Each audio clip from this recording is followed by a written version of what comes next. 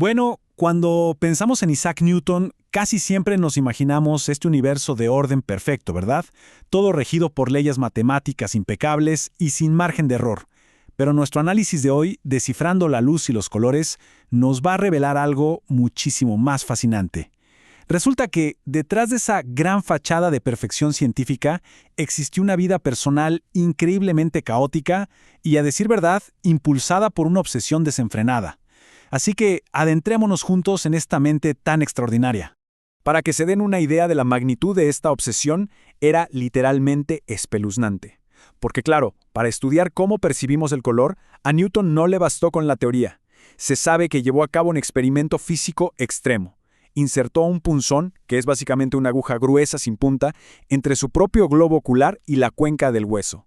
Su único objetivo era alterar mecánicamente la curvatura de su retina para poder observar los círculos de color que aparecían. Es una locura ver estas medidas tan peligrosas que rompen por completo con ese estereotipo del investigador aburrido y cauteloso. Y aquí mismo quedó registrada, de su puño y letra, la crudeza de estas primeras investigaciones tras presionar su ojo. Pero, ojo aquí, porque la imprudencia no se detuvo con la aguja. También se dedicó a mirar fijamente al sol con un ojo tapado durante tanto tiempo para registrar los cambios visuales que quedó casi ciego. Literalmente tuvo que pasar varios días encerrado en un cuarto en oscuridad total para poder recuperarse. Hablamos de una dedicación científica llevada a un extremo absoluto, casi rozando la autodestrucción. Toda esa devoción temeraria fue justamente lo que preparó el terreno para la gran batalla científica del siglo XVII. El debate estaba súper claro. Por un lado, figuras consagradas como Descartes y Christian Huygens argumentaban a capa y espada que la luz era una onda. Pero Newton insistía con una firmeza casi agresiva en que la luz estaba compuesta de partículas diminutas, o corpúsculos. Y su argumento fuerte era innegable. La luz viaja en líneas rectas y no rodea los obstáculos para meterse en una sombra, algo que las ondas de sonido o de agua definitivamente sí hacen. Entonces, para zanjar ese debate, Newton diseñó una solución pero tan elegante, que pasó a la historia como el experimentum crucis, el experimento crucial. Lo que hizo fue pasar un solo rayo de luz a través de un prisma, luego aisló un único color y lo pasó por un segundo prisma. Con esto demostró de manera irrefutable que la luz blanca no es homogénea. Al contrario, es una mezcla de rayos de luz de colores distintos e inmutables. El prisma no estaba tiñendo la luz, simplemente estaba revelando los colores que ya venían dentro. Y bueno, entender esta naturaleza inmutable de los colores condujo a un salto tecnológico brillante. Pensemos que en aquel entonces los telescopios estándar, los refractores, utilizaban lentes convexas. El gran problema era que generaban una deformación y una aberración cromática horribles en los bordes de la imagen, justamente porque las lentes refractaban los distintos colores de manera desigual. Así que la solución requería un golpe de genialidad absoluto. Pensar fuera de la caja e imaginar un telescopio que esquivara este problema por completo. La gran respuesta fue sustituir las lentes tradicionales por espejos. Pero Newton no se limitó solo a teorizar sobre este diseño reflector. No, él mismo construyó el prototipo funcional. Y escuchen esto, llegó al extremo de inventar una aleación de cobre completamente nueva, ideada específicamente para pulir a la perfección los pequeños espejos internos. Fue una exhibición de intelecto teórico y de habilidad artesanal que sinceramente es insuperable. Fíjense en lo que dijo años después, cuando se le preguntó quién le había fabricado esas herramientas tan precisas. Si hubiese tenido que confiar en otras personas para que me hicieran las herramientas u otras cosas, nunca habría hecho nada. Esta frase es súper importante porque marca una transición clave. Detrás de ese innegable genio mecánico empezaba a asomar una profunda y absoluta necesidad de control. Este afán de querer hacerlo todo él mismo reflejaba una personalidad que no tardaría en detonar relaciones interpersonales pero muy conflictivas. Y aquí entra a escena un personaje fundamental en el dominio de lo diminuto, Robert Hooke. Autor de la famosa obra Micrografía y conocido por sus increíbles grabados de insectos, Hooke era la principal autoridad en óptica de Inglaterra. Cuando Newton publicó su primer trabajo sobre la luz en 1672, las críticas iniciales de Hooke encendieron una rivalidad amarga y cruel que duraría toda la vida. Para Newton, que sentía que su investigación era casi una revelación sagrada, cualquier duda era una ofensa totalmente intolerable. Toda esta toxicidad le da un giro bastante oscuro a una de las frases más célebres de la historia de la ciencia.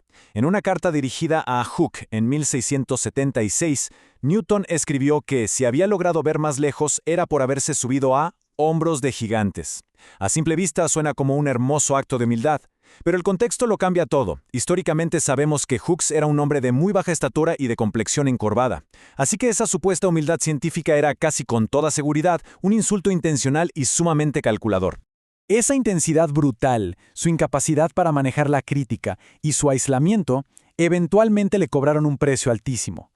El año 1693 marcó un punto de inflexión oscurísimo, un profundo colapso psicológico.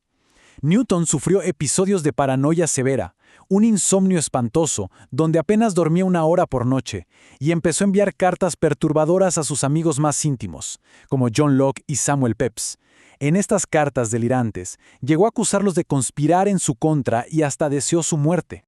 Pero a ver, ¿qué provocó exactamente esta caída tan dramática? Es un misterio que sigue abierto, y los historiadores tienen varias teorías sobre la mesa. Algunos apuntan a un agotamiento mental extremo tras escribir su monumental obra, Los Principia. Otros sugieren un factor químico, un posible envenenamiento por mercurio, debido a sus incesantes experimentos de alquimia.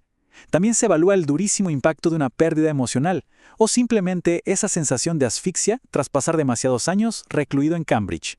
Y vale mucho la pena detenernos un segundo en ese factor emocional. Nicolas Fatio de Dulier era un joven aristócrata suizo y con él Newton desarrolló una amistad excepcionalmente estrecha y afectuosa. Era algo realmente inédito en la vida del científico. Hasta planeaban vivir juntos, pero la relación se fracturó de manera muy abrupta cuando Fatio tuvo que partir a Suiza. La pérdida de esta singular conexión sacudió por completo el mundo solitario de Newton, y la ruptura coincide casi milimétricamente con el inicio de su severa crisis mental.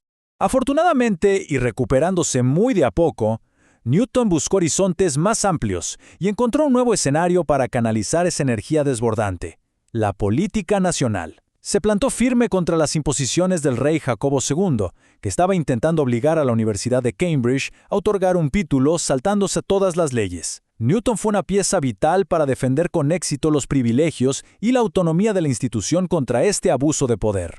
Esa valentía política lo catapultó directo a ser elegido representante de la universidad en el Parlamento inglés. Sin embargo, su paso por ahí dejó un registro que es hasta un poco cómico. A pesar de tener uno de los intelectos más formidables de toda la historia humana, se cuenta que su única y exclusiva intervención verbal durante esos intensos debates parlamentarios fue pedirle a un ujier que cerrara una puerta para evitar una corriente de aire. Una elocuencia bastante discreta para estar decidiendo el futuro del país, ¿no creen? Entonces, para cerrar este análisis, hay una pregunta bastante provocadora que nos queda dando vueltas. ¿Es el genio inseparable de la obsesión? A lo largo de este recorrido, hemos visto la vida de alguien capaz de decodificar la estructura misma de la luz y construir herramientas verdaderamente revolucionarias, pero que al mismo tiempo fue capaz de clavarse una aguja en el propio ojo y sufrir un colapso total bajo el peso de su perfeccionismo. Nos deja mucho para reflexionar sobre ese asombroso, y a veces doloroso, costo humano que se esconde detrás de las mentes que logran transformar el mundo. Gracias por habernos acompañado.